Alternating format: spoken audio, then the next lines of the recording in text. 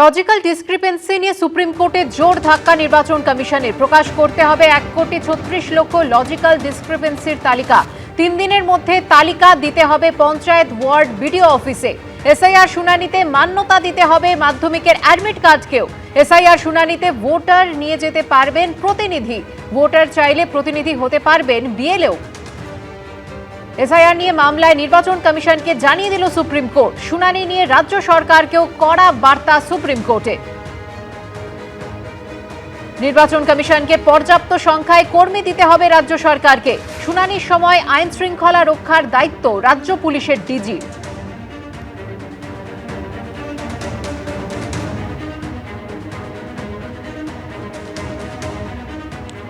Supreme কোর্টের এই নির্দেশের পর বিজেপিকে আক্রমণ করলেন অভিষেক বন্দ্যোপাধ্যায়। তিনি বলছেন, বিজেপির এসআইআর খেলা শেষ, কোর্টে হারিয়েছি, এবার ভোটে হারাবো।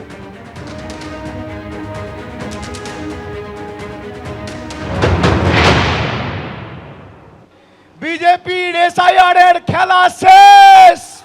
যারা বাংলার মানুষকে খালি ভাতে মেরে চুপ করে বসে থাকেনি, আমাদের মৌলিক অধিকার ভোটাধিকার কেড়ে নিতে চেয়েছে, তাদের দু গালে দুটো কষিয়ে থাপ্পড় মেরেছে দেশের সর্বোচ্চ আদালত। আজকে কোর্টে হারালাম, এপ্রিলে ভোটে হারাবো। বাংলার মাটি দুর্জয় ঘাটি। এটা উত্তরপ্রদেশ, বিহার, মধ্যপ্রদেশ, গুজরাট নয়। বলেছে শুধু লিস্ট রিলিজ হবে না, গ্রাম পঞ্চায়েত ধরে ধরে তালিকা পঞ্চায়েতের অফিসে টাঙাতে হবে কার নাম হিয়ারিং এ ডাকা হচ্ছে, কাকে ডাকা হচ্ছে, কি কারণে ডাকা হচ্ছে। আমরা এটাই তো চেয়েছিলাম। সুপ্রিম কোর্টের নির্দেশ নিয়ে কি প্রতিক্রিয়া দিলীপ ঘোষের, দেখুন। যে দেশ সরকার আসার পর থেকে কোর্টে হেরে আসছে চিরদিন, তারাও কোর্টে হারার কথা কি বলছে? যেন ওই কথা না বলে কোর্টকে অস্বীকার করে, সংবিধানকে অস্বীকার করে, নির্বাচন কমিশনকে অস্বীকার করে যারা রাজনীতি করছে, সাধারণ মানুষ আর তার ভাববে উনি চিৎকার চেঁচামেচি করে। বিহারে তো অনেক চিৎকার চেঁচামেচি হয়েছিল, 3-4 জন যুব মেলে 3 ইডিয়টসকে আমরা দেখলাম ওখানে কীরকম হলো, আর পরিণাম কী হলো? যেন অহংকার আর এইসব কথাবার্তা রাজনীতিতে বেশিদিন চলে না। গতকাল নির্বাচন কমিশনকে একাধিক নির্দেশ দিয়েছে দেশের সর্বোচ্চ আদালত। সেই প্রসঙ্গে আইনজীবী কল্যাণ বন্দ্যোপাধ্যায় কি বলেছেন, দেখুন। আমাদের যে গ্রিভান্সগুলো ছিল, আমরা ইসি থেকে যেগুলো বলে আসছিলাম শুনছিল না। 1 নম্বর হচ্ছে লজিক্যাল ডিসক্রিপেন্সি। যে লজিক্যাল ডিসক্রিপেন্সির 1,30,00,000 না 33,00,000 নাম রয়েছে, সেইটা নিয়ে আমরা বলেছি, সেখানে সুপ্রিম কোর্ট বলেছে যে 1,33,00,000 যে লজিক্যাল ডিসক্রিপেন্সি, তার লিস্ট পাবলিশ করতে হবে। এটা করতে হবে পঞ্চায়েত অফিসে এবং ব্লক অফিসে পুরোটা, অ্যান্ড ওয়ার্ড অফিসে, in the city, in the ward office, এগুলোতে ডিসক্লেম দিতে হবে। তারপর লিস্ট পাবলিশ করার পর 3 দিনের মধ্যে নোটিশ যাবে এবং তার থেকে 10 দিনের মধ্যে হিয়ারিং কনক্লুড করতে হবে। ঠিক আছে, এটা গেল 1 নম্বর। 2 নম্বর হচ্ছে ওরা যে বিএলএকে অ্যাটেন্ড করতে দিচ্ছিল না, তাতে ওদের অনেক অবজেকশন ছিল যে এরকম পলিটিক্যাল পার্টি। কোর্ট বলেছে যে কোনো ইলেক্টর যার নাম রয়েছে হিয়ারিংয়ে ডাকবে, he or she can take the assistance of anyone. সেটা তার লয়ার অ্যাসিস্ট্যান্স দিতে পারে, তার রিলেটিভসের অ্যাসিস্ট্যান্স নিতে পারে, তার নেবার যারা আছে তাদের নিতে পারে, যার ইচ্ছে সে অ্যাসিস্ট্যান্স দিতে পারবে। সুপ্রিম কোর্টের নির্দেশকে স্বাগত জানিয়ে তৃণমূল কংগ্রেসকে নিশানা করেছেন বিজেপির রাজ্য সভাপতি শ্রমিক ভট্টাচার্য। তিনি বলছেন, তৃণমূল বাইরে থেকেই যা শুরু করেছে, ভেতরে গেলে কি করবে? গালে থাপ্পড় বলতে পারি না, জোড়া ফুলে জোড়া থাপ্পড় পড়বে।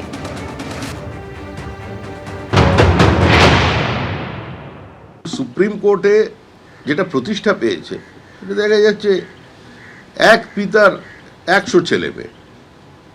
কোথা থেকে আবার নতুন ধৃতরাষ্ট্র এসছে, তাকে খুঁজে বার করাটা নির্বাচন কমিশনের দায়িত্বের মধ্যে পড়ে। তৃণমূলের বিএলএ-2রা যদি ভেতর যায়, তাহলে বিজেপির প্রতিনিধি ভেতরে থাকবে এবং সেখানে উত্তেজনা ছড়াবে কি ছড়াবে না তো সময় বলবে। কারণ উত্তেজনা তো ছড়িয়েই আছে। তৃণমূল কংগ্রেস বাইরে থেকেই যা শুরু করেছে, ভিতরে ঢুকলে কি করবে সেটা দেখার। সুপ্রিম কোর্ট যখন নির্দেশ দিয়েছেন, এখন নির্বাচন কমিশনকে শান্তি শৃঙ্খলার বিষয়, যেটা সুপ্রিম কোর্টও বলেছে, সেটা দেখতে হবে। সেটা যাতে সুনিশ্চিত করতে পারে ইসি, তার দিকে আমাদের দৃষ্টি থাকবে। আমরা তো গালে থাপ্পড় বলতে পারি না, তবে জোড়া ফুলে জোড়া থাপ্পড় পড়বে। তৃণমূল বলছে এটা আসলে তাদের জয়, বিজেপি আবার তৃণমূলকে কটাক্ষ করছে। কংগ্রেসের কি প্রতিক্রিয়া দেখুন। সুপ্রিম কোর্ট তো আর একটা থাপ্পড় মারল নির্বাচন কমিশনকে। আমরা নির্বাচন কমিশনকে ভরসা করতাম। আপনি ভাবুন যে পশ্চিমবঙ্গে কত ভোটার মৃত, কত আমরা প্রত্যেকদিন টাঙাতে বলছিলাম, টাঙাচ্ছিল না। আজকে সুপ্রিম কোর্টের এই ডাইরেকশনে আমি মনে করি পাবলিক ডোমেনে আসবে, মানুষ দেখতে পাবে। কিন্তু তার সঙ্গে সঙ্গে কয়েকদিন আগে আমরা চিঠি দিয়েছিলাম নিজে যে মাধ্যমিকের অ্যাডমিট কার্ড গ্রহণ করা হোক, তারা করেনি। আজকে সে ডাইরেকশনে এলো। তার মানে নির্বাচন কমিশন যে বায়াস, তারা ইম্পার্শিয়াল নয়, এটা বোঝা গেল। তারা কার হয়ে কাজ করতে চাইছে। অতএব এখনো পর্যন্ত আমি মনে করছি যে এরা ফর্ম 7, ফর্ম 6 এর কারসাজি করবে এবং তার মধ্যে দিয়ে এরা মানুষকে নাজেহাল করতে চাইছে। এর বিরুদ্ধে কিন্তু কংগ্রেস রাস্তায় থাকবে। এসআইআর চলাকালীন আইন শৃঙ্খলা নিয়েও রাজ্য সরকারকে কড়া নির্দেশ দিল সর্বোচ্চ আদালত। পর্যাপ্ত কর্মী ও পুলিশ মোতায়েনের বিষয়টি নিশ্চিত করতে হবে জেলা শাসকদের। ডিজিপিকেও নিশ্চিত করতে হবে যে কোথাও যেন আইন শৃঙ্খলা পরিস্থিতির অবনতি না হয়। ভোটের নির্ঘণ্ট এখনো ঘোষণা হয়নি, এসআইআর চলছে। তার মধ্যেই দিকে দিকে অশান্তির ছবি, ভাঙচুর, তাণ্ডব, আগুন। এই আবহে সোমবার সুপ্রিম কোর্টের এসআইআর সংক্রান্ত একের পর এক নির্দেশে যখন ধাক্কা খেল নির্বাচন কমিশন, তখন আইন শৃঙ্খলা নিয়ে রাজ্য সরকারকে কড়া বার্তা দিল সুপ্রিম কোর্ট। সোমবার নির্বাচন কমিশনের আইনজীবী রাজ্যের বর্তমান পরিস্থিতি সম্পর্কে বলেন, কমিশন রাজ্য সরকারের কাছ থেকে অসহযোগিতার সম্মুখীন হচ্ছে। এই বলে সর্বোচ্চ আদালতের কাছে কমিশনের তরফে আর্জি জানানো হয়, শুনানির সময় রাজনৈতিক দলগুলোকে হস্তক্ষেপ করতে দেবেন না, আমরা কোনো হিংসা চাই না। এই প্রসঙ্গে সুপ্রিম কোর্ট রাজ্য ও কেন্দ্র সরকারকে আইন শৃঙ্খলা নিশ্চিত করার নির্দেশ দেয়। বলে পর্যাপ্ত কর্মী ও পুলিশ মোতায়েনের বিষয়ে জেলা শাসকদের নিশ্চিত করতে হবে। পাশাপাশি ডিজিপিকেও নিশ্চিত করতে হবে যে কোথাও যেন আইন শৃঙ্খলা পরিস্থিতির অবনতি না হয়।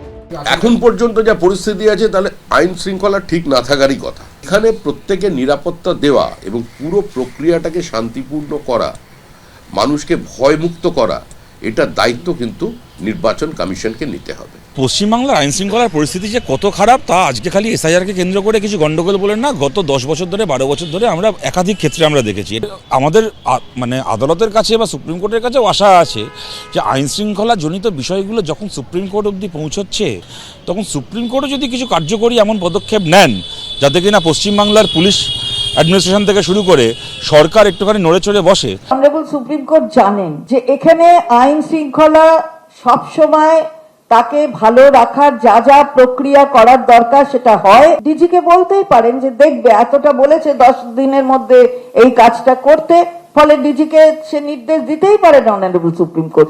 এসআইআর পর্বেই যদি পরিস্থিতি এমন হয়, তাহলে ভোট এগিয়ে আসার সঙ্গে সঙ্গে কিংবা ভোটের সময় কি হবে? হিংসা আরো ছড়াবে, পরিস্থিতি আরো উত্তপ্ত হয়ে উঠবে, আশঙ্কায় সাধারণ মানুষ। বিজেন্দ্র সিংহ, সৌভিক মজুমদার ও আশাবুল হোসেনের রিপোর্ট, এবিপি আনন্দ। এবিপি আনন্দ, এগিয়ে থাকে, এগিয়ে রাখে।